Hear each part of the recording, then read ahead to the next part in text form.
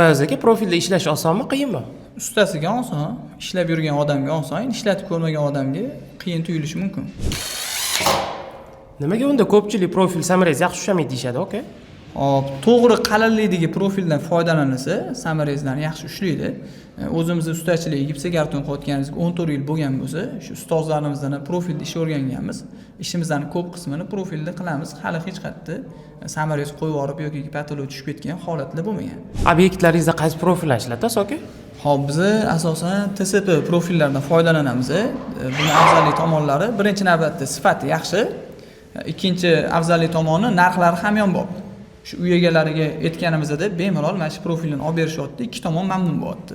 Bizning kanalimizga kuzatayotgan aka-ukalarimizga TSP profillarini tavsiya qilamiz. O'zimiz doim ishlatib keladigan profil, narxlari hamyonbop, xudo xohlasa sifati uyaltirmaydi. Agar sizlarga profil haqida foydali ma'lumotlar qiziq bo'ladigan bo'lsa, sahifamizga obuna bo'lib qo'yinglar. Agar sizlarga profilni arzon narxlarda, birinchi qo'l narxlarda kerak bo'ladigan bo'lsa, quyidagi raqamlarga bemalol murojaat qilaverasizlar.